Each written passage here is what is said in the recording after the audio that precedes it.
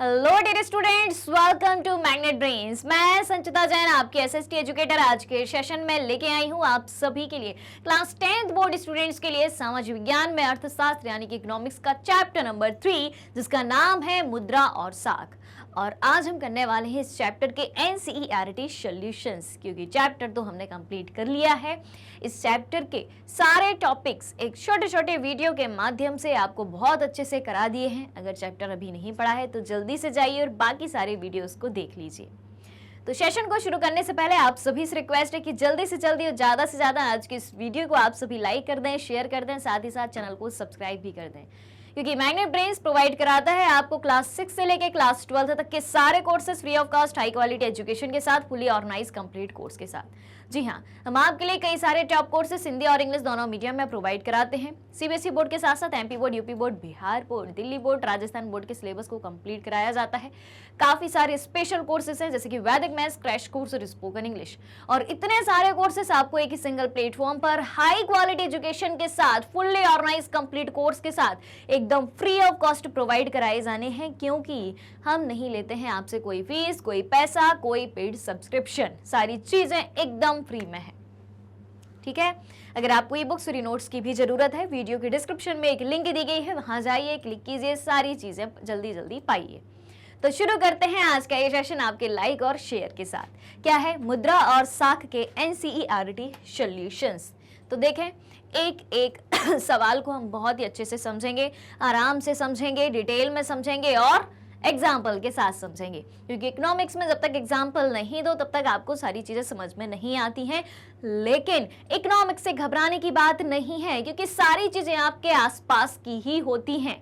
ठीक है, चलिए, तो पहला सवाल क्या पूछा गया है, जोखिम वाली परिस्थितियों में ऋण कर्जदार के लिए और समस्याएं खड़ी कर सकता है, स्पष्ट कीजिए। अगर आपने किसी व्यक्ति से पैसा उधार लिया है या किसी ABCD XYZ किसी भी व्यक्ति ने किसी अदर पर्सन से पैसा उधार लिया है, और वो जो उधार पैसा लिया है जिस काम के लिए लिया है और वो काम सफल नहीं होता है, तो आपके लिए समस्या बन जाएगी कि नहीं बन जाएगी? बिल्कुल बन जाएगी। तो कैसे बन जाएगी वो समस्या, वो स्पष्ट करना है, वो इस सवाल में पूछा गया है। सवाल क्लियर हो गया? सवाल का मकसद क्लियर हो गया? अब देखो भैया, जोखिम वाली परिस्थिति में ऋण कर्जदार के लिए और समस्याएं खड़ी कर सकता है, और इसे ही ऋण जाल कहते हैं। ऋण का मतलब क्या होता है? ऋण का मतलब क्या होता है? पैसा लोन लेना या पैसा उधार लेना। ठीक है, कर्जदार कौन होता है? कर्जदार की हम बात करें जिसने पैसा उधार लिया है। कर्जदार कौन है? जिसने पैसा उधार लिया है। ठीक है, अब जिसने पैसा उधार लिया है और वो अगर पैसा नहीं चुका पाता है तो क्या करेगा? वो किसी दूसरे व्यक्ति से पैसा उधार लेगा, फिर उसका पैसा चुकाएगा, तो फिर से उस पर कर्ज चढ़ गया। इस तरीके से उस पर कर्ज बढ़ता ही जाएगा, बढ़ता ही जाएगा, बढ़ता ही जाएगा, और वो कर्ज जाल या ऋण जाल में फंसता ही जाएगा। ठीक है, अब देखो, अब हम इसको समझने के लिए एक एग्जाम्पल लेते हैं एक किसान का। ठीक है, एक छोटे किसान का। छोटे किसान का क्यों लेते हैं भाई? छोटा किसान जिसके पास जमीन बहुत कम है, जिस पर उतनी ज्यादा फसल उत्पादित नहीं हो पाती है, प्रोडक्शन ज्यादा नहीं हो पाता है, तो इनकम भी ज्यादा नहीं होती है, तो उसे अपनी जरूरतों को पूरी करने के लिए क्या लेना पड़ता है? पैसा उधार लेना पड़ता है, कर्जा लेना पड़ता है। तो देखें, इसे समझने के लिए एक छोटे किसान का उदाहरण लेते हैं, जिसके पास जमीन का एक छोटा टुकड़ा है। क्या है? जिसके पास जमीन का एक छोटा सा टुकड़ा है। मान लीजिए कि वह किसान खाद और बीज खरीदने के लिए कुछ रुपए उधार लेता है। अब जमीन का छोटा सा टुकड़ा है, उसी जमीन पर खेती करनी है, और अगर वो परंपरागत रूप से खेती करता है तो फसल उतनी पैदा नहीं होगी। अब उसने क्या किया कि उसको खाद खरीदना है, बीज खरीदना है, ये तो बेसिक सी चीजें होती हैं। ठीक है, ताकि पैदावार अच्छी हो। उसके पास पैसा नहीं है तो वो पैसा तो उधार लेगा ही। ठीक, फिर जो उपज होती है वह उसके परिवार के भरण पोषण के लिए भी काफी नहीं होती। जितनी भी फसल उसके छोटे से खेत में उगाई गई, उससे उसके परिवार का ही जो है जीवन नहीं चल पाता, खर्चा नहीं चल पाता है। परिवार का ही पालन अच्छे से नहीं हो पाता है, तो अब कर्जा तो लेना पड़ेगा कि नहीं लेना पड़ेगा। तो इस स्थिति में वह नहीं आ पाता है कि खेत से उपजे अनाज को बेचकर अपना कर्ज चुका सके। कर्जा किस लिए लिया था उसने? खाद बीज खरीदने के लिए।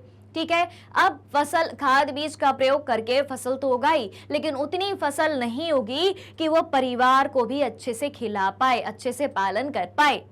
ठीक है, तो वो कर्जा कहां से चुका पाएगा? नहीं चुका पाएगा। ठीक है, तो वह इस स्थिति में कभी भी नहीं आ पाता है कि अपने खेत के अनाज को बेचकर कर्जा साथ में चुका पाए, परिवार का पालन भी कर पाए और कर्जा भी चुका पाए, ऐसा वो कर नहीं पाता। और अब सुनो, अगर अब देखना जोखिम वाली स्थिति कहां से बनती है।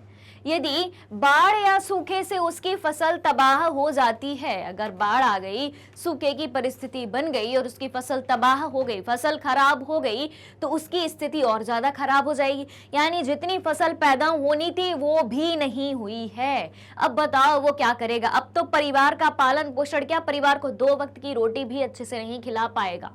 ठीक है, तो इस तरह से वह किसान कर्ज के कुचक्र में फंस कर रह जाता है। ठीक है, तो जोखिम की स्थिति कहां आई थी? जहां बाढ़ या सूखा से फसल खराब हो गई। ठीक है, सबसे पहले क्या हुआ कि एक छोटा सा किसान है, कहानी को अपन पूरा कनेक्ट करके देखते हैं। ठीक है, एक छोटा किसान है, एक छोटा सा किसान है। ठीक है, उसने क्या किया? उसका एक छोटा सा खेत है, उस पर खेती करनी है उसको। उसने खाद व बीज के लिए कर्ज लिया। क्या लिया? खाद व बीज के लिए कर्ज लिया। ठीक, अब फसल उत्पादित हो गई, फसल उत्पादन तो हो गया, लेकिन पर्याप्त नहीं हुआ। फसल का उत्पादन कितना हुआ? पर्याप्त नहीं हुआ। पर्याप्त नहीं हुआ कि परिवार को भी खिला पाए। ठीक है, अब कर्ज कहां से चुका पाएगा? पर्याप्त नहीं हुआ तो कर्ज नहीं चुका पाएगा, कर्ज नहीं चुका पाएगा। यह एक सिचुएशन, फसल का उत्पादन हुआ। अब देखना जोखिम की स्थिति की अगर हम बात करें, खतरे की घंटी की अगर हम बात करें, अगर कोई जोखिम की परिस्थिति बन जाती है, परेशानी बन जाती है, तो क्या होगा? तो क्या होगा? उस क्षेत्र में बाढ़ आ गई या सूखा की परिस्थिति बन गई। बाढ़ या सूखा की परिस्थिति बन गई तो फसल उत्पादन नहीं होगा।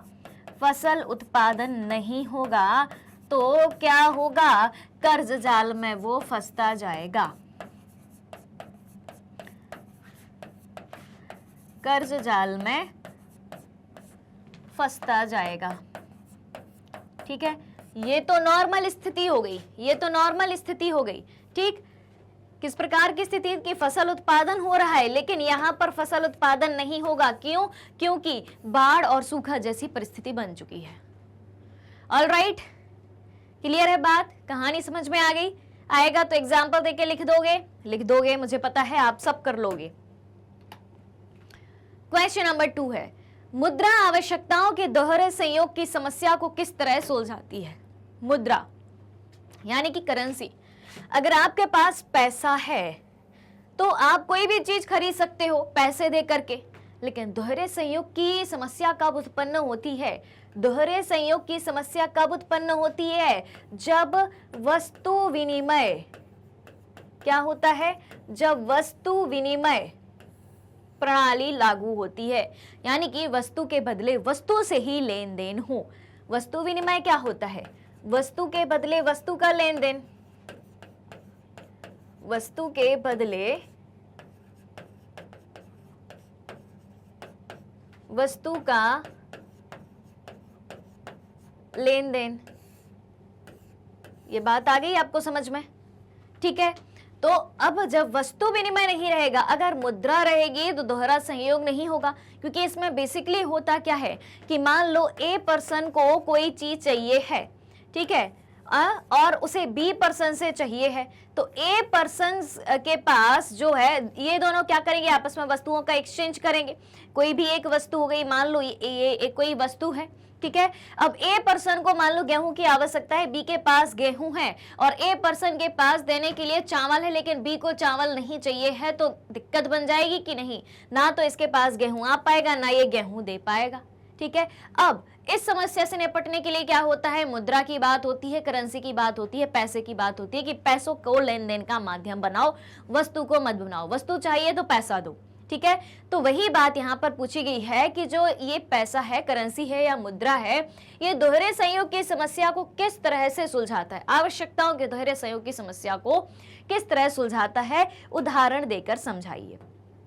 तो चलिए समझते हैं इसको। अब देखना, वस्तु विनिमय प्रणाली में आवश्यकताओं के दोहरे संयोग की समस्या होती है। ठीक है। तो सबसे पहले तो हम उनको ये बताएंगे कि दोहरे संयोग की समस्या होती कहाँ है, वस्तु विनिमय प्रणाली में। ये अभी बताया हमने। ठीक है। आवश्यकताओं के दोहरे संयोग की समस्या वस्तु विनिमय प्रणाली में होती है। अब मान लीजिए कि कोई छात्र अपनी पुरानी किताबों को बेचकर उसके बदले एक गिटार लेना चाहता है। ठीक है। क्या बात की गई है, कोई छात्र है, उसके पास पुरानी किताबें रखी हैं, वो किताबें काम की नहीं है। ठीक। ए नाम का कोई छात्र है, उसके पास क्या है, किताबें हैं। किताबों को बेचकर उसको क्या चाहिए है, उसको चाहिए है गिटार। ठीक है। किताबों के बदले में गिटार चाहिए। यह यदि वह वस्तु विनिमय प्रणाली को अपनाता है तो उसे किसी ऐसे व्यक्ति को तलाशना होगा जो अपने गिटार के बदले उसकी किताब लेने को तैयार हो। ठीक है। किसी ऐसे व्यक्ति को तलाशना होगा कि जो उसे गिटार दे दे और किताबें ले ले। ये करना पड़ेगा कि नहीं करना पड़ेगा, अगर वस्तु विनिमय को अपनाता है। किसको, वस्तु विनिमय को अपनाता है तो। लेकिन ऐसे व्यक्ति को ढूंढ पाना बहुत मुश्किल होता है कि कोई व्यक्ति आपकी पुरानी किताबें ले ले और उसके पास गिटार हो ही, तब तो काम बनेगा कि उसको किताबों की जरूरत हो, आपको गिटार की जरूरत हो, तो चलो एक्सचेंज कर लेते हैं। ठीक है। लेकिन यदि वह छात्र अपनी किताबों को मुद्रा के बदले में बेच लेता है, ठीक है, क्या करेगा वो ये सोचे कि ये जो किताबें हैं मेरे पास, इनको मैं बाजार में जाकर बेच दूं। ठीक है।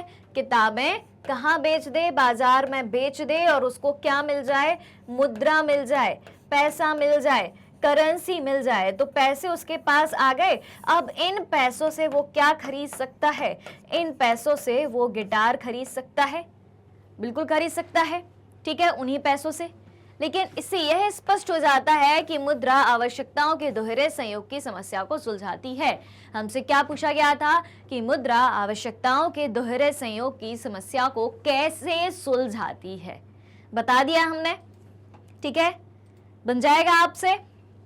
चलिए अब देखें, क्वेश्चन नंबर 3 क्या कहता है कि अतिरिक्त मुद्रा वाले लोगों और जरूरतमंद लोगों के बीच बैंक किस तरह मध्यस्थता करते हैं।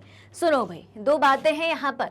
एक है अतिरिक्त मुद्रा वाले लोग, एक बात, और दूसरे कौन है, जरूरतमंद लोग के बीच बैंक कैसे मध्यस्थता करती है। जिनके पास बहुत ज्यादा पैसा है और जिनके पास बहुत ज्यादा पैसा नहीं है, जिनको पैसों की जरूरत है, उनके बीच बैंक एक मीडिएटर का काम कैसे करती है, ये बताना है।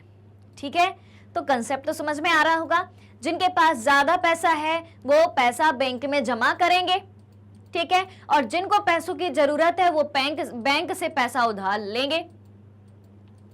ठीक है, तो मीडिएटर कौन है, बैंक है, क्योंकि बैंक ज्यादा पैसे वालों का पैसा अपने पास जमा कर रही है और जिनको जरूरत है उनको पैसा उधार दे रही है। ठीक है, अब चलो लिखना कैसे इस आंसर को वो समझते हैं। तो वह लोग जिनके पास अतिरिक्त मुद्रा होती है, ज्यादा करेंसी है, जिसके पास ज्यादा पैसा है, वह अपने अतिरिक्त धन को, यानी कि जो उन्हें सेविंग्स करके रखी है, उनकी जो बचत है, ठीक है, उस पूंजी को क्या करेंगे, बैंक में जाके जमा कर देंगे, बिल्कुल कर देंगे। और बैंक क्या करेगी, बैंक उनसे यह धन जमा खातों के रूप में स्वीकार करती है। बैंक कैसे, उनका एक अकाउंट होना चाहिए। जैसे आपके पास पैसा ज्यादा हो गया है, आपको बैंक में जमा करना है, तो आपको सबसे पहले क्या करना होगा, अपना एक सेविंग्स अकाउंट खोलना होगा, जमा खाता खुलवाना होगा। फिर आप बैंक में जाएंगे कि इस खाते में हमारे इतने पैसे जमा कर लीजिए, बैंक कर लेगी, सिंपल। फिर कई लोग ऐसे होते हैं जिन्हें ऋण की आवश्यकता होती है, जरूरतमंद लोग जिन्हें बैंक से पैसा उधार चाहिए, लोन चाहिए किसी काम को करने के लिए। तो वैसे लोग बैंक जाते हैं यदि उन्हें औपचारिक चैनल से ऋण लेना होता है, क्योंकि पैसा उधार लेने के दो सोर्स कौन कौन से हैं, फॉर्मल और इनफॉर्मल, औपचारिक और अनौपचारिक। तो औपचारिक में, फॉर्मल में क्या आता है, औपचारिक का या फॉर्मल का एग्जाम्पल क्या है, बैंक है। तो बैंक से पैसा उधार लेने के लिए कौन जाएगा, जिन्हें औपचारिक तरीके से पैसा चाहिए है। ठीक है, क्यों चाहिए भाई औपचारिक तरीके से, औपचारिक सोर्स से या फॉर्मल सोर्स से? क्योंकि जब कोई व्यक्ति बैंक से पैसा उधार लेता है, ठीक है, किसकी जगह, इनफॉर्मल सोर्स की जगह, साहूकार, जमींदार, रिश्तेदार, मित्र, दोस्त, यारों की बजाय जब कोई व्यक्ति बैंक से पैसा उधार लेता है तो उसको कम इंटरेस्ट रेट पर पैसा मिलता है, कम ब्याज दर पर पैसा मिलता है। ठीक है, तो वैसे लोग बैंक जाते हैं यदि उन्हें औपचारिक चैनल से, औपचारिक सोर्स से पैसा उधार लेना होता है। फिर बैंक अपने पास जमा राशि से ऐसे लोगों को ऋण मुहैया कराता है। तो जो बैंक के पास पैसा जमा किया है लोगों ने, ज्यादा पैसा जिनके पास था, जिन्होंने अपनी बचत करी थी, बैंक उसी पैसे में से आपको पैसा उधार दे देती है। ठीक है, और इस तरह से बैंक अतिरिक्त मुद्रा वाले लोगों और जरूरतमंद लोगों के बीच मध्यस्थता का काम करती है। यही हमसे पूछा गया था कि अतिरिक्त मुद्रा वाले लोग यानी कि जिनके पास पैसा ज्यादा है, उनकी सेविंग्स है, उनकी बचत है, उनके और जरूरतमंद लोग जिन्हें पैसा उधार लेने की जरूरत है, उनके बीच मध्यस्थता यानी कि मीडिएटर का काम कैसे करती है। ठीक है, तो देखें भाई, डायग्राम के थ्रू भी हम समझ लेते हैं। यहां पर बीच में बना लेते हैं बैंक को, ये है बैंक। ठीक है, जो बैंक आपको पसंद हो उसका नाम आप लिख लेना, जिस बैंक में आपका खाता हो। ठीक है, फिर ऊपर क्या है, ऊपर है भाई अतिरिक्त मुद्रा, अतिरिक्त मुद्रा वाले लोग, तो इनका पैसा होगा जमा। ठीक है, अतिरिक्त मुद्रा बैंक में जमा हो रही है। अब नीचे क्या है, अतिरिक्त मुद्रा वाले लोग, और नीचे आ जाएगा आपका जरूरतमंद लोग।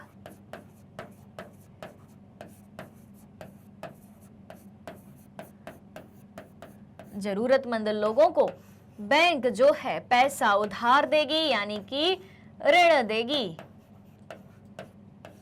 ठीक है, पैसा लोन देगी, कम इंटरेस्ट रेट पर मिल जाएगा। ठीक है, क्लियर हो गई बात, समझ में आ गई बात? तो बैंक बीच में है, मीडिएटर का काम कर रही है बैंक की नहीं, बताओ भाई जल्दी से, मध्यस्थता का काम कर रही है। ठीक है, तो जो लोगों ने पैसा अपना जमा किया है बैंक में, बैंक उनको इंटरेस्ट देगी। इनको क्या करेगी, बैंक इंटरेस्ट देगी, ब्याज देगी। ठीक है, और जिनको बैंक ने पैसा उधार दिया है उनसे बैंक ब्याज समेत पैसा वसूलेगी, यानी कि ये लोग, जरूरतमंद लोग, बैंक को पैसा देंगे इंटरेस्ट के साथ, यानी कि ब्याज के साथ। ठीक है, क्लियर है कंसेप्ट? चलिए, क्वेश्चन नंबर 4 है, 10 रुपए का नोट निकालो जिसके भी जेब में हो सबसे पहले तो। ठीक है, ढूंढ के लाओ, दौड़ के जाओ, जल्दी 10 रुपए का नोट लेके आओ और उस नोट को ध्यान से देखो। ठीक है, तो 10 रुपए के नोट को देखिए, इसके ऊपर क्या लिखा है, ध्यान से देखो उसमें क्या क्या लिखा है और आप इस कथन की व्याख्या कैसे कर सकते हैं।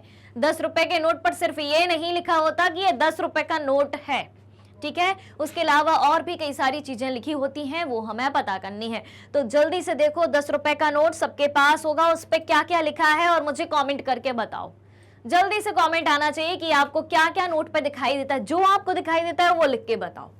ठीक है, चलिए तब तक हम यहाँ पर देखते हैं। देखो, तो सबसे पहली बात तो ये है कि 10 रुपए के नोट पर निम्न पंक्ति लिखी होती है, कौन सी, मैं धारक को 10 रुपए अदा करने का वचन देता हूं। क्या लिखा होगा? धारक को 10 रुपए देने का, अदा करने का वचन देता हूं। और इस कथन के बाद रिजर्व बैंक के गवर्नर के दस्तखत होते हैं, सिग्नेचर होते हैं। जो रिजर्व बैंक ऑफ इंडिया है उसका जो गवर्नर होता है उसके सिग्नेचर होते हैं इस लाइन के बाद। अब ये कथन क्या दर्शाता है? ये कथन दर्शाता है कि रिजर्व बैंक ने उस करेंसी नोट पर एक मूल्य तय किया है। कितना? 10 रुपए का नोट है तो 10 रुपए की वैल्यू तय करी है, जो देश के हर व्यक्ति और हर स्थान के लिए एक समान होगी। ठीक है, हमारे भारत देश के जितने भी राज्य, जितने भी केंद्र शासित प्रदेश हैं, उसकी वैल्यू हर जगह 10 रुपए ही होगी उस करेंसी की। रिजर्व बैंक ने इस स्टेटमेंट के माध्यम से यह बात तय कर दी है। ठीक, फिर भारतीय कानून के अनुसार रिजर्व बैंक के अतिरिक्त किसी व्यक्ति या संस्था को मुद्रा जारी करने की इजाजत नहीं है, क्योंकि रिजर्व बैंक ने ये स्टेटमेंट कहा है और उस पर रिजर्व बैंक ऑफ इंडिया के गवर्नर के सिग्नेचर आपको मिलेंगे। तो जो करेंसी नोट रिजर्व बैंक ने जारी किया है वो ना कोई दूसरा ऑर्गेनाइजेशन, दूसरी संस्था, दूसरी बैंक, दूसरा इंस्टीट्यूशन या कोई दूसरा व्यक्ति ये काम नहीं कर सकता। किसी के पास ये राइट नहीं है रिजर्व बैंक ऑफ इंडिया के अलावा। क्लियर?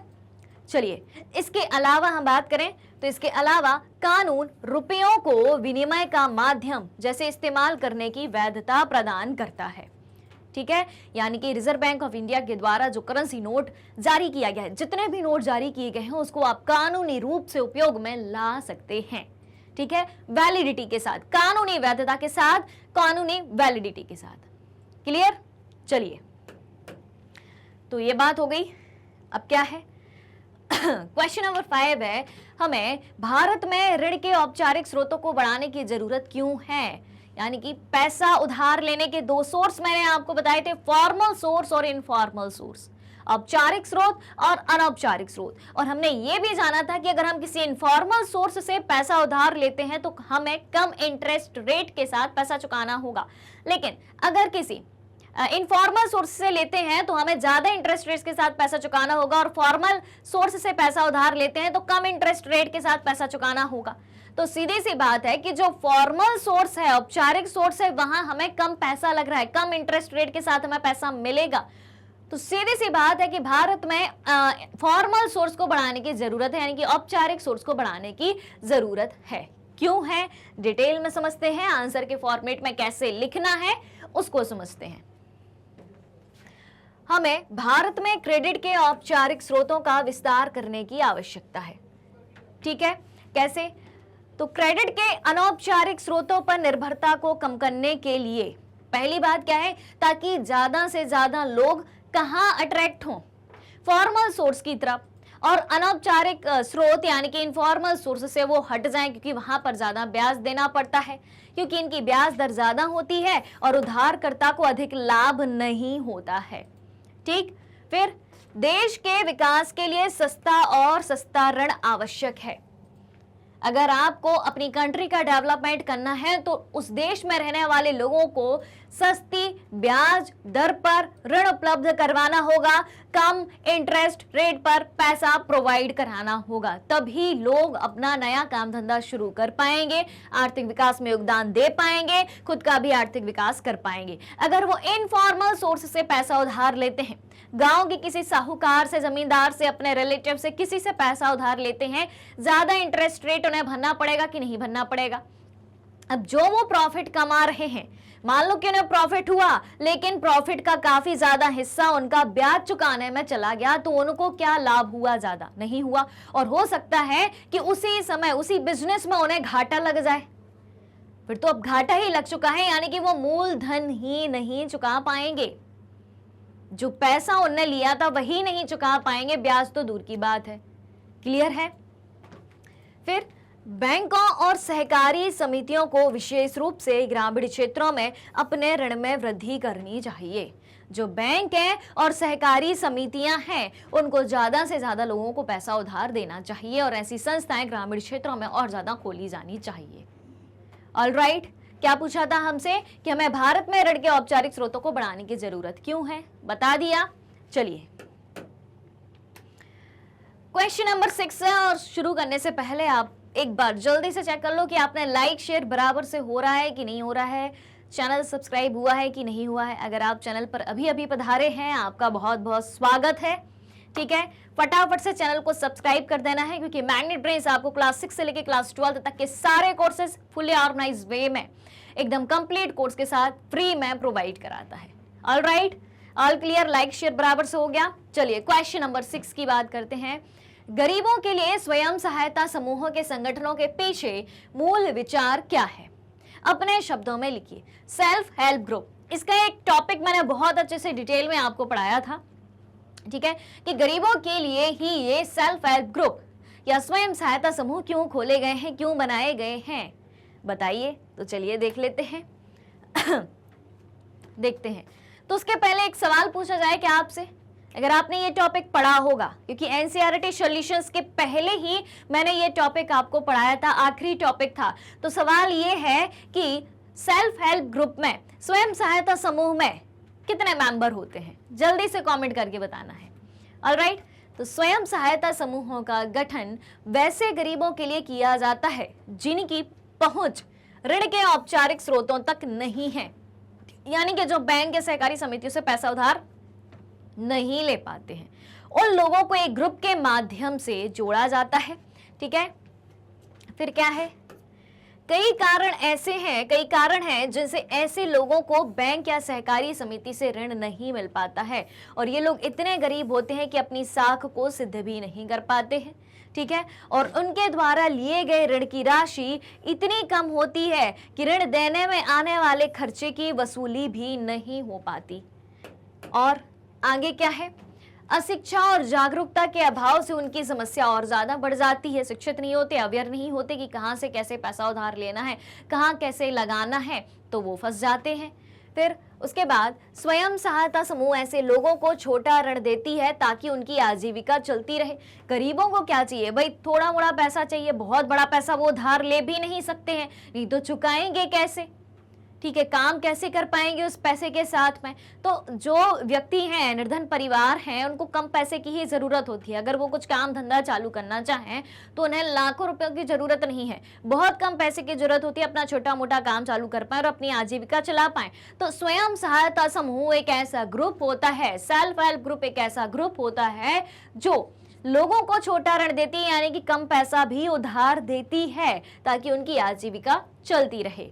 और इसके अलावा स्वयं सहायता समूह ऐसे लोगों में ऋण की अदायगी की आदत भी डालती है। स्वयं सहायता समूह के माध्यम से 15 से 20 लोग जुड़ते हैं, अपना एक काम धंधा निश्चित करते हैं कि साथ में मिलकर ये काम करना है, और उस काम में जो भी प्रॉफिट होता है इक्वल बांट लेते हैं, अपनी बचत करते हैं, एक दूसरे की हेल्प करते हैं, पैसा कमाते हैं, खुद का विकास करते हैं। Alright, clear?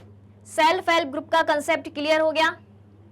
बढ़ा जाए आगे अगले सवाल की तरफ। चलिए, क्वेश्चन नंबर 7 है, क्या कारण है कि बैंक कुछ कर्जदारों को कर्ज देने के लिए तैयार नहीं होते हैं? बताओ भाई, क्या कारण है कि बैंक सभी को कर्जा देने के लिए तैयार नहीं होते हैं? बैंक सभी को लोन देने के लिए तैयार नहीं होते हैं। क्या लगता है आपको? पूरा चैप्टर कंप्लीट हो गया है, इसका आंसर आना चाहिए कमेंट में। पूरा चैप्टर कंप्लीट हो गया है, आज 6 सवाल भी कंप्लीट करा दिए एनसीईआरटी सॉल्यूशंस के।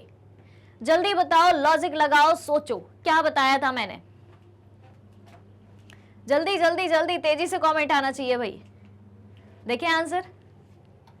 चलिए, तो आंसर है बैंक कुछ कर्जदारों को कर्ज देने के लिए इसलिए तैयार नहीं होते हैं क्योंकि वे ऋण की शर्तों को पूरा नहीं कर पाते हैं। जो लोन देने की कंडीशंस होती हैं वो उनको पूरा नहीं कर पाते हैं। देख लेते हैं। उनकी ऋण अदायगी की क्षमता विश्वसनीय नहीं होती है।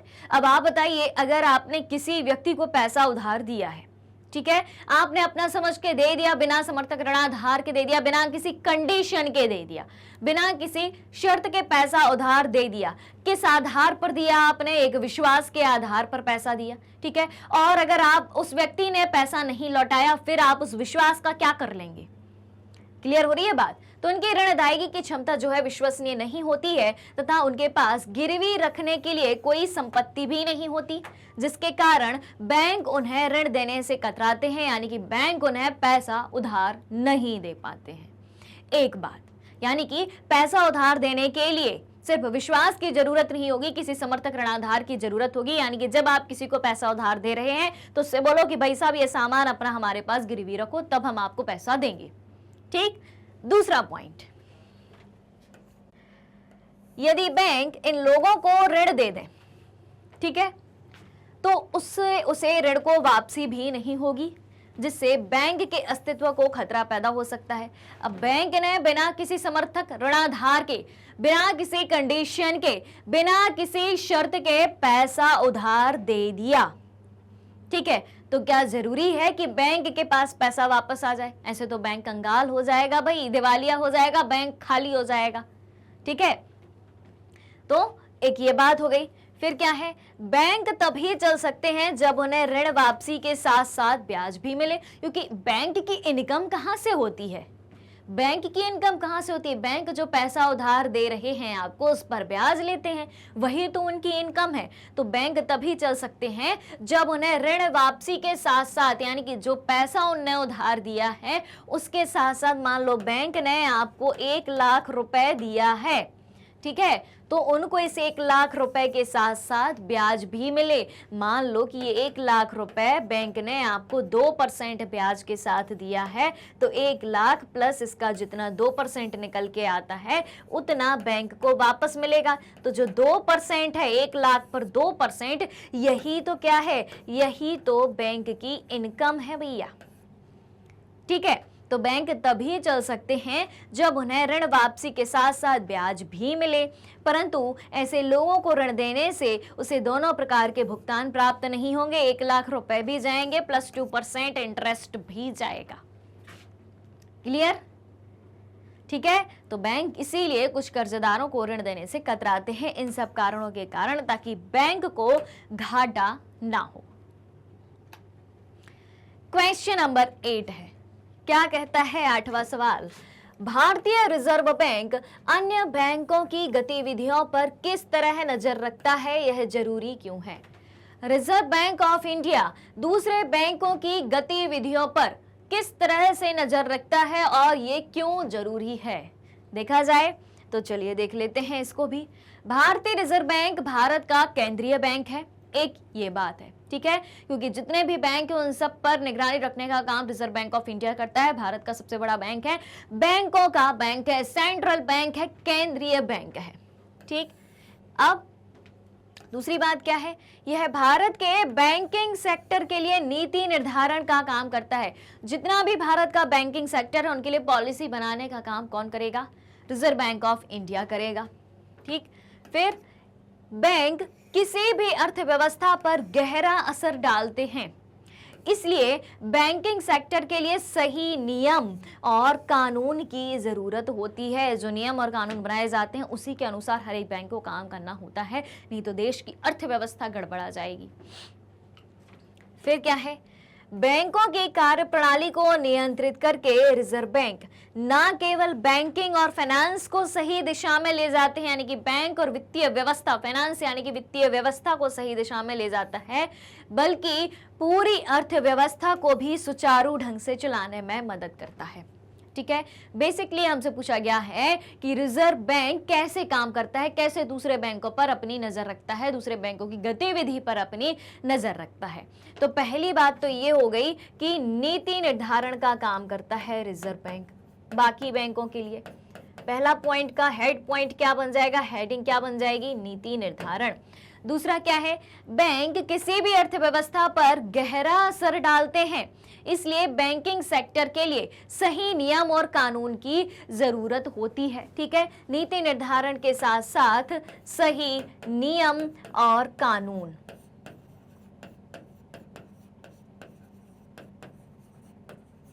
सही नियम और कानून की जरूरत होती है, ठीक है, ताकि देश की अर्थव्यवस्था ठीक चले। फिर बैंक की कार्यप्रणाली को नियंत्रित करने के लिए रिजर्व बैंक न केवल बैंकिंग और फाइनेंस को सही दिशा में ले जाते हैं, बल्कि अर्थव्यवस्था को भी, अर्थव्यवस्था को सुचारू रूप से चलाना, सुचारू रूप से यानी कि सही तरीके से चलाना।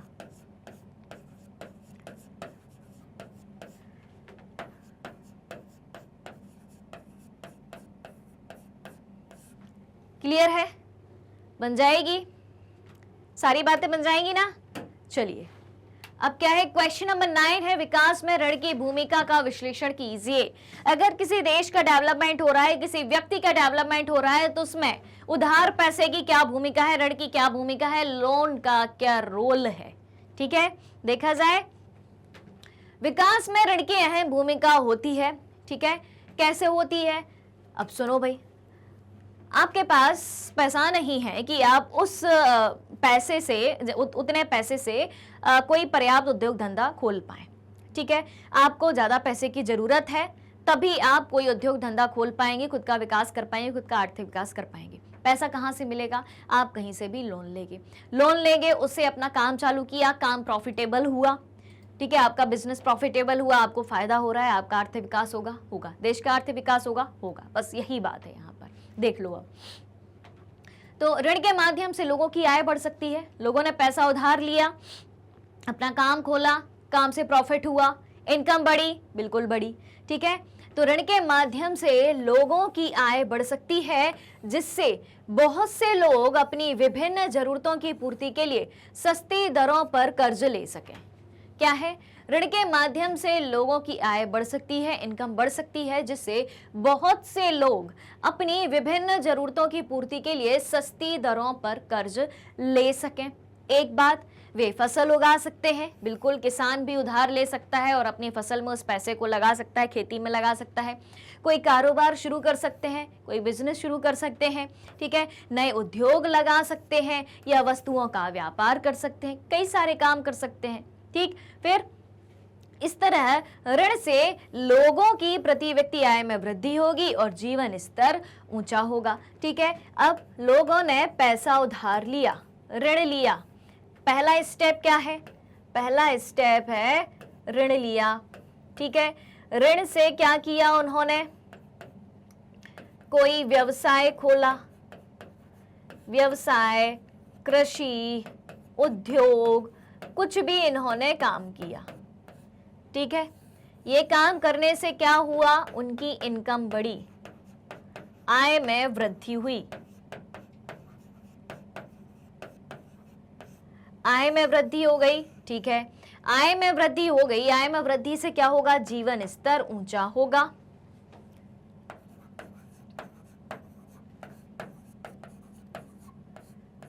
जीवन स्तर ऊंचा होगा और जीवन स्तर ऊंचा हुआ है, आय में वृद्धि हुई है, यानी कि क्या हुआ है, बधाई हो, विकास हुआ है। क्लियर, डेवलपमेंट हुआ है।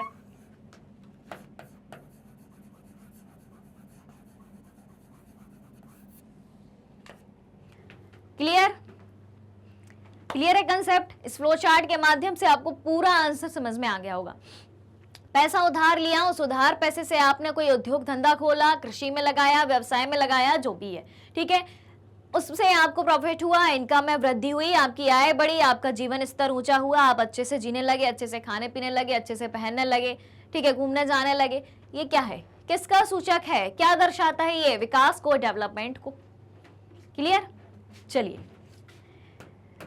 अब क्या है, हाँ जी, दो बातें और हैं इसमें। उद्योगों और कृषि का विकास होने से उत्पादन में वृद्धि होगी। अब देखो भाई, कृषि का विकास हुआ, कृषि क्या है, कृषि क्या है, अर्थव्यवस्था का प्राइमरी सेक्टर है कि नहीं है, फर्स्ट सेक्टर है कि नहीं है, और फर्स्ट सेक्टर पर ही डिपेंड कौन करता है, अर्थव्यवस्था का द्वितीय क्षेत्र डिपेंड करता है, सेकेंडरी सेक्टर डिपेंड करता है। ठीक है, क्लियर है। तो उद्योगों और कृषि का विकास होने से उत्पादन में वृद्धि होगी। इससे क्या होगा, इनका विकास हो रहा है, यानी कि उत्पादन में वृद्धि हो रही है।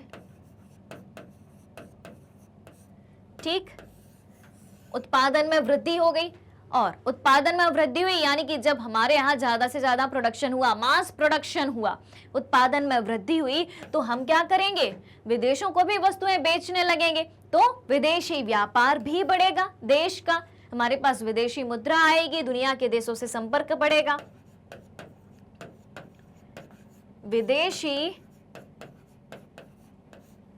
व्यापार में वृद्धि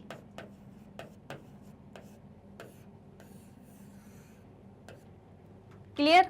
अतः ये जो ऋण है, उधार पैसा है, लोन है, देश के विकास के लिए महत्वपूर्ण भूमिका निभाता है। ठीक है, इन दोनों सेक्टर का डेवलपमेंट हुआ, इन दोनों का विकास हुआ,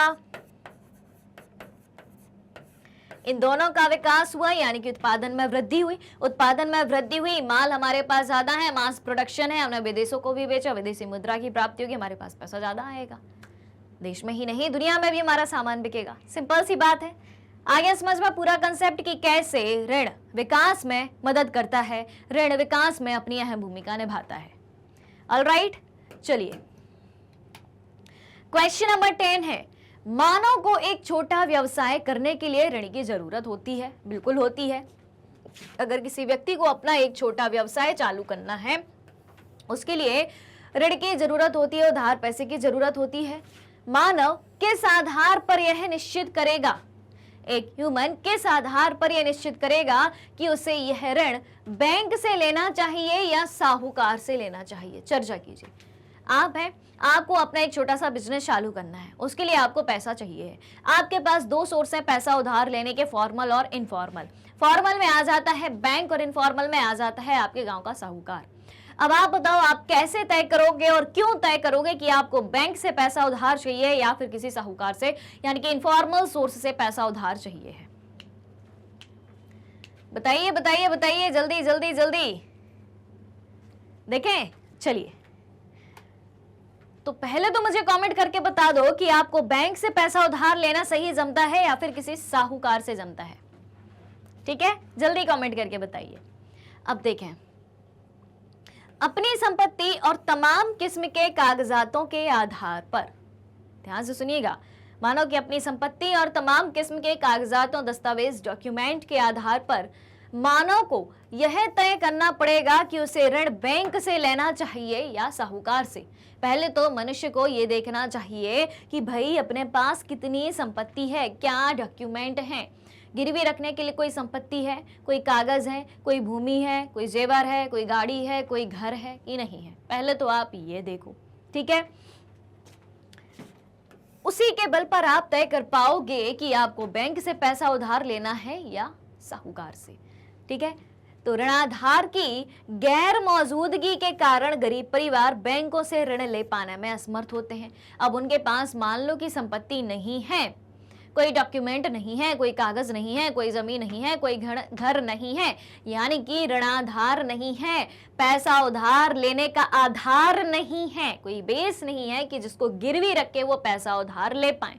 लेकिन बैंक को तो यही चाहिए है, तब वो पैसा उधार देगी आपको। ठीक है, तो अगर किसी व्यक्ति के पास ये सब चीजें नहीं है तो वो कहाँ जाएगा? फिर साहूकार के पास जाएगा, क्योंकि बैंक के पास जाएगा तो बैंक तो मना कर देगी कि आप हमारी कंडीशन को पूरा नहीं करते हो, आपके पास समर्थक ऋणाधार नहीं है, गिरवी रखने के लिए कुछ नहीं है। ठीक है, जबकि साहूकार जो इन कर्जदारों को निजी स्तर पर जानते हैं, ठीक है, बिना ऋणाधार के भी ऋण देने के लिए तैयार हो जाते हैं। जबकि कोई साहूकार है, ठीक है, वो कर्जदारों को पैसा उधार देने के लिए तैयार हो जाते हैं बिना किसी संपत्ति, बिना किसी कागज के। यानी कि जब इनफॉर्मल सोर्स से आपको पैसा उधार लेना होता है, आपको किसी भी चीज की जरूरत नहीं होती है, किसी भी समर्थक ऋणाधार की जरूरत नहीं होती है। तो आप कैसे तय करेंगे कि आपको साहूकार से पैसा लेना है या बैंक से? किसके आधार पर? आप अपनी संपत्ति को देखेंगे, आप अपने कागजों को देखेंगे, आप अपने डॉक्यूमेंट को देखेंगे। फिर जरूरत पड़ने पर कर्जदार पुराना बकाया चुकाए बिना नया कर्ज लेने के लिए भी साहूकार के पास जा सकते हैं। अगर अभी तक मान लो उस व्यक्ति ने पुराना कर्ज नहीं चुकाया है और बीच में और ज्यादा पैसे की जरूरत उसको पड़ जाती है, और ज्यादा कर्जा लेने की जरूरत पड़ जाती है, तो पुराना पैसा चुकाए बिना भी वो नया कर्जा लेने के लिए साहूकार के पास जा सकता है, लेकिन बैंक के पास नहीं जा सकता। बैंक कहेगी पुराना चुकाओ पहले, फिर हम नया देंगे। ठीक है, तो इसके अतिरिक्त ब्याज की दर के आधार पर भी मानव ऋण लेने का निश्चय कर सकता है। ठीक है, अतिरिक्त ब्याज की दर के आधार पर भी, क्योंकि साहूकार के पास आप पैसा लेने जाओगे तो क्या होगा? ये है तो भाई इनफॉर्मल सोर्स, लेकिन यहां पर चलो अच्छे से समझ लेते हैं इसको, फॉर्मल और इनफॉर्मल। सबसे पहले हम बात करते हैं फॉर्मल की और इधर हम बात करेंगे इनफॉर्मल की। ठीक, ये हो गए आपके दो सोर्स। फॉर्मल में आपकी आ जाएगी बैंक, इनफॉर्मल में आ जाएगा साहूकार। ठीक है, बैंक से जब आप पैसा उधार लेते हो तो आपको समर्थक ऋणाधार की जरूरत पड़ेगी। किसकी जरूरत पड़ेगी? समर्थक ऋणाधार की जरूरत पड़ेगी। और इधर समर्थक ऋणाधार नहीं लगेगा। इधर जो है किसी भी तरीके का समर्थक ऋणाधार नहीं लगेगा। अब क्या होगा? लेकिन बैंक जो है समर्थक ऋणाधार लेती है तो आपको कम ब्याज पर पैसा उधार देती है, कम ब्याज दर। और इधर क्या होगा? इधर जो है आपको अधिक ब्याज दर, अधिक ब्याज दर लगेगी क्योंकि समर्थक ऋणाधार नहीं है। क्लियर है बात? दोनों बातें समझ में आ गई? अब चलें आगे। चलिए, हाँ जी, तो जल्दी से एक बार चेक कर लीजिए कि आपने लाइक और शेयर बराबर से किया है कि नहीं। जो सवाल बीच बीच में मैं आपसे पूछती हूँ उनके जवाब आपके आ रहे हैं या नहीं। और अगर आप हमारे चैनल पर नए हैं, आपने अभी तक चैनल को सब्सक्राइब नहीं किया है तो जल्दी से बता दो कि चैनल को चैनल को जल्दी से सब्सक्राइब कर दो। ठीक है, क्यों? क्योंकि सारी चीजें आपको फ्री में दी जा रही हैं भाई साहब, एकदम पूरा सिलेबस कंप्लीट कराया जा रहा है। चलते हैं अगले सवाल की तरफ। क्वेश्चन नंबर 11 है, भारत में 80% किसान छोटे किसान हैं। क्या कहा गया है? भारत में 80% किसान छोटे किसान हैं जिन्हें खेती करने के लिए ऋण की जरूरत होती है। 80% किसान ऐसे हैं जिन्हें खेती करने के लिए ऋण की जरूरत होती है। ठीक है, इसमें पहली बात क्या कही गई है कि बैंक छोटे किसानों को ऋण देने से क्यों हिचकिचा जाते हैं। ठीक है, बैंक जो है छोटे किसानों को क्यों पैसा उधार नहीं देते हैं? क्यों नहीं देते हैं? तो उसका एक सीधा सा कारण है कि छोटे किसानों के पास ऋणाधार की कमी होती है। छोटे किसानों के पास क्या दिक्कत होती है? ऋणाधार की कमी होती है। उनके पास समर्थक ऋणाधार नहीं होता है, समर्थक ऋणाधार नहीं होता है। अब ये समर्थक ऋणाधार होता क्या है भाई? कि कोई व्यक्ति अपने जेवर गिरवी रखे, घर गिरवी रखे, भूमि गिरवी रखे, दस्तावेज गिरवी रखे, तब उसको पैसा उधार मिलेगा। लेकिन छोटे किसानों के पास ये सब नहीं होते हैं, इसलिए बैंक इनको कर्जा नहीं दे पाती है। बैंक से अगर आपको कर्जा लेना है तो आपको समर्थक ऋणाधार की जरूरत होगी। ऑलराइट, अब क्वेश्चन नंबर 11 में ही दूसरे नंबर का सवाल है, वे दूसरे स्रोत कौन से हैं जिनसे छोटे किसान कर्ज ले सकते हैं। पहले सवाल में तो हमने ये देखा कि बैंक इनको पैसा उधार नहीं दे पाती है क्योंकि इनके पास समर्थक ऋणाधार नहीं होता है। तो भैया अब ये पैसा कहाँ से उधार ले सकते हैं? क्या दूसरे सोर्स भी हैं जहां से इनको पैसा उधार मिल सकता है? देखें, चलिए तो दूसरे सोर्स हैं साहूकार, महाजन, व्यापारी, मालिक, रिश्तेदार, दोस्त आदि। क्या है ये? ये हैं सारे के सारे इनफॉर्मल सोर्स।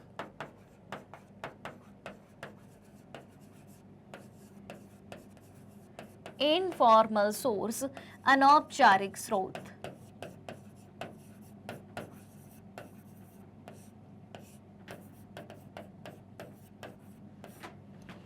क्लियर? अगली कहानी क्या बनती है?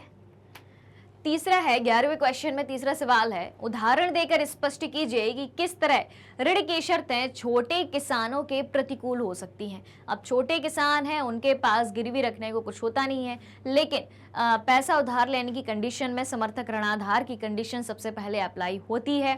तो किस तरह ऋण की शर्तें छोटे किसानों के प्रतिकूल हो सकती हैं, उनके अकॉर्डिंग नहीं होती हैं, ये बताना है।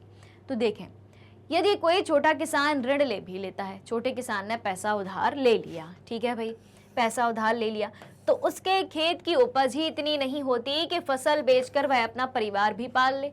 छोटा सा खेत है, छोटा किसान, इसलिए छोटा सा खेत है उसका, उसमें उतनी उपज हो ही नहीं रही, उतना अनाज नहीं उग रहा कि वो अपने परिवार को भी पाल पाए। उधार का पैसा कैसे चुका पाएगा? ठीक है, पाल ले और ऋण भी चुकता कर पाएगी, परिवार भी पल जाए और पैसा भी उधार जो लिया है उसने वो चुका पाए। यदि कोई प्राकृतिक विपदा आई और इसके बावजूद अब क्या हो गया, इसके साथ साथ कोई प्राकृतिक आपदा आ गई, बाढ़ आ गई, सूखा आ गया, फसल खराब हो गई, उग ही ना पाई, तो क्या होगा? उसकी फसल बर्बाद हो जाती है, तो किसान की मुसीबत और भी बढ़ जाती है और ऐसे में किसान और ज्यादा मुसीबत में पड़ जाता है और फिर कर्ज जाल में फंसता ही जाता है। इसलिए ऋण की शर्तें जो है इनके किसानों के प्रतिकूल हो सकती हैं, यानी कि किसान ने ऋण की शर्तों को मान लिया और पैसा उधार ले लिया तब भी वो घाटे में जा सकता है। अब इसी में चौथा सवाल है, सुझाव दीजिए कि किस तरह छोटे किसानों को सस्ता ऋण उपलब्ध कराया जा सकता है। बताओ भाई कि किस तरह छोटे किसानों को सस्ता ऋण उपलब्ध कराया जा सकता है ताकि उन्हें कम ब्याज दर पर पैसा उधार मिल पाए। देखा जाए तो देखें, स्वयं सहायता समूहों का गठन कर छोटे किसानों को सस्ता ऋण उपलब्ध करवाया जाता है। हमने अभी पढ़ा था, सेल्फ हेल्प ग्रुप के माध्यम से। ठीक है, कैसे? सेल्फ हेल्प ग्रुप या स्वयं सहायता समूह, ठीक है, कैसे काम करते हैं? 15 से 20 लोगों का, 15 से 20 इसमें मेंबर होते हैं, 15 से 20 लोगों का ये एक समूह होता है। ठीक है, और ये साथ में मिलके काम करते हैं, जो प्रॉफिट होता है आपस में बांट लेते हैं, इनका आर्थिक विकास होता है। समूह के किसी व्यक्ति को अगर पैसे की जरूरत होती है तो समूह में जो पैसा बचत के माध्यम से इकट्ठा किया गया है उसके माध्यम से उस व्यक्ति की आवश्यकताओं की पूर्ति करी जाती है, परेशानी के समय उसकी हेल्प करी जाती है और यहाँ से पैसा उधार लेने के लिए उसे किसी भी समर्थक ऋणाधार की भी जरूरत नहीं होती है। ठीक, तो ये हो गया। अब है भाई खाली स्थान भरने हैं आपको, रिक्त स्थानों की पूर्ति कीजिए। और रिक्त स्थान में पहली बात आपसे पूछी गई है कि परिवारों की ऋण की अधिकांश जरूरतें अनौपचारिक स्रोतों से पूरी होती हैं। बता दो जल्दी से, खाली स्थान है और हाँ भाई कमेंट करके आपको ही बताने हैं। जब तक आपका कमेंट नहीं आएगा यहाँ से आपको आंसर शो नहीं होगा। ठीक है, नहीं दिखाया जाएगा। तो बता दो भाई, खालिस्तान परिवारों को यानी कि किन परिवारों की ऋण की अधिकांश जरूरतें अनौपचारिक स्रोतों से पूरी होती हैं? बताओ भाई जल्दी से, पूरे पढ़ लिए जाए, एक साथ आंसर देखा जाए क्या? नहीं, एक एक करके आंसर देखेंगे। और हाँ भाई देखो भाई, लाइक शेयर बराबर से होना चाहिए। आज का सेशन बहुत इंपॉर्टेंट सेशन है एनसीईआरटी का, इसलिए अपने सभी दोस्तों तक, मित्रों तक, सहेलियों तक, सब तक पहुंचा दो ये बात कि एनसीईआरटी सॉल्यूशंस का सेशन आ चुका है क्लास 10th बोर्ड के लिए, क्योंकि एग्जाम में ज़्यादातर सवाल यहीं से पूछे जाते हैं आपके एनसीईआरटी से ही। ठीक है, परिवारों की ऋण की अधिकांश जरूरतें अनौपचारिक सोर्स से पूरी होती हैं।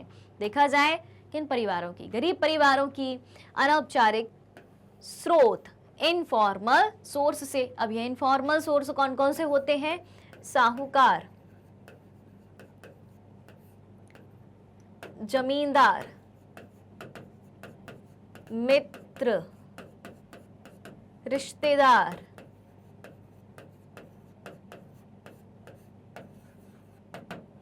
ठीक। अब दूसरा क्या है? ऋण की लागत ऋण का बोझ बन जाता है। खालिस्तान ऋण की लागत ऋण का बोझ बढ़ाता है। ऊंची ऋण की लागत, सीधी सी बात है, अगर ज्यादा ब्याज दर पर आपको पैसा उधार मिला है तो वो क्या होगा? ऋण का बोझ बढ़ाता है। ठीक है, और अनौपचारिक स्रोत से कैसे पैसा मिलता है? ज्यादा इंटरेस्ट रेट के साथ ही आपको पैसा मिलता है। फिर क्या है? केंद्रीय सरकार की ओर से करेंसी नोट जारी करता है। बता दो भाई, केंद्र सरकार की ओर से करेंसी नोट जारी करने का काम कौन करता है? केंद्र सरकार की ओर से करेंसी नोट जारी करने का काम कौन करता है? एक बहुत बड़ी बैंक है, बैंकों का बैंक है, सबसे बड़ा बैंक है। बताओ जल्दी से, जल्दी जल्दी जल्दी। मोस्ट इंपॉर्टेंट क्वेश्चन है आज का ये खालिस्तान पक्का आएगा आपके पेपर में, लिख के ले लो आप। या ऑब्जेक्टिव टाइप क्वेश्चन में ऐसा कुछ पूछा जा सकता है। 4 बैंकों के नाम दिए होंगे और बोला जाएगा कि केंद्र सरकार की ओर से करेंसी नोट कौन जारी करता है, तो क्या बताएंगे आप? बताओ भाई, ध्यान आया? कौन है भाई सबसे बड़ा बैंक? भारतीय reserve bank, reserve bank of India केंद्र सरकार की ओर से करेंसी नोट जारी करता है। जो आपके जो करेंसी नोट है, 10 का नोट, 20 का नोट, 50 का नोट, 100 का नोट, 200 का नोट, 500 का नोट, ये सब कौन जारी कर रहा है? सब सब सब सब रिजर्व बैंक जारी कर रहा है। ठीक है, फिर क्या है? बैंक खाली स्थान पर देने वाले ब्याज से ऋण पर अधिक ब्याज लेते हैं। बताओ, बैंक खाली स्थान पर देने वाले ब्याज से ऋण पर अधिक ब्याज लेते हैं। क्या होगा इसका सही आंसर? सोचो थोड़ा, दिमाग के घोड़े दौड़ाओ, दिमाग को थोड़ा पुश करो कि भाई याद आओ क्या पढ़ा था, क्या हो सकता है, लॉजिक लगाओ। देखें, बैंक जमा पर देने वाले ब्याज से ऋण पर अधिक ब्याज लेते हैं। ठीक है, जो जमा धन किया है उस पर। फिर क्या है? खालिस्तान संपत्ति है जिसका मालिक कर्जदार होता है, जिसे वह ऋण लेने के लिए गारंटी के रूप में इस्तेमाल करता है जब तक ऋण चुकता नहीं हो पाता है। एक बार फिर से रिपीट करती हूं, खालिस्तान संपत्ति है वह कौन सी संपत्ति है? ठीक है, जिसका मालिक कर्जदार होता है, जिसे वह ऋण लेने के लिए गारंटी के रूप में इस्तेमाल करता है जब तक ऋण चुकता नहीं हो जाता है। तो जमीन का टुकड़ा वो संपत्ति है जिसका मालिक कर्जदार होता है, यानी कि जिस जमीन का मालिक है, मालिक उसकी ही जमीन है वो, लेकिन उस जमीन के आधार पर वो कर्जा ले रहा है, तो कर्जदार हुआ कि नहीं? मालिक तो है लेकिन कर्जा लिया है उसने उस जमीन के आधार पर, समर्थक ऋणाधार पर। किस पर? समर्थक ऋणाधार पर। तो ये समर्थक ऋणाधार वाला जो व्यक्ति है जिसने अपनी जमीन गिरवी रखी है, वो कर्जदार हुआ कि नहीं? जिसे वह ऋण लेने के लिए गारंटी के रूप में इस्तेमाल करता है। इस जमीन को किस रूप में इस्तेमाल किया? पैसा उधार लेने के लिए इस्तेमाल किया है। और कब तक वो कर्जदार बना रहेगा? जब तक वो कर्जा नहीं चुका देगा। क्लियर है? तो ये हो गए आज के आपके 5 खाली स्थान। और अब है क्वेश्चन नंबर 13 है, जिसमें आपको क्या दिया है? सही उत्तर का चयन करना है। पहला सवाल है और पहले सवाल में 3 ऑप्शन है, काखागा 4 ऑप्शन नहीं है भैया, 3 ऑप्शन है। तो पहला ऑप्शन क्या कहता है? सवाल क्या कहता है? स्वयं सहायता समूह में बचत और ऋण संबंधी अधिकतर निर्णय लेते हैं। कौन लेता है? बैंक लेता है क्या? सेल्फ हेल्प ग्रुप की बात हो रही है कि सेविंग्स और लोन से रिलेटेड डिसीजन कौन लेता है? बैंक। ऑप्शन बी, सदस्यों द्वारा, यानी कि जो सेल्फ हेल्प ग्रुप के मेंबर्स हैं, गैर सरकारी संस्था के द्वारा या किसी एनजीओ के द्वारा। बताओ भाई, गैर सरकारी संस्था, नॉन गवर्नमेंट इंस्टीट्यूशंस या ऑर्गेनाइजेशन, किसके द्वारा फैसला लिया जाता है, निर्णय लिया जाता है बचत और लोन से रिलेटेड?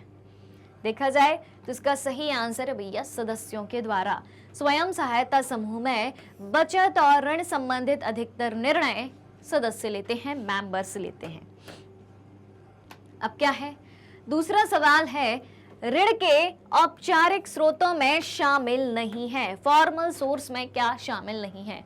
ऑप्शन ए है बैंक, ऑप्शन बी सहकारी समिति, ऑप्शन सी है नियोक्ता। बताओ भैया जल्दी से, ऋण के औपचारिक स्रोतों में शामिल नहीं है बैंक, सहकारी समिति या फिर नियोक्ता। देखा जाए, चलिए, तो क्या है? नियोक्ता। बैंक तो है, बैंक तो फॉर्मल सोर्स है एक, सहकारी समिति भी फॉर्मल है, यानी कि ये दोनों तो औपचारिक हैं।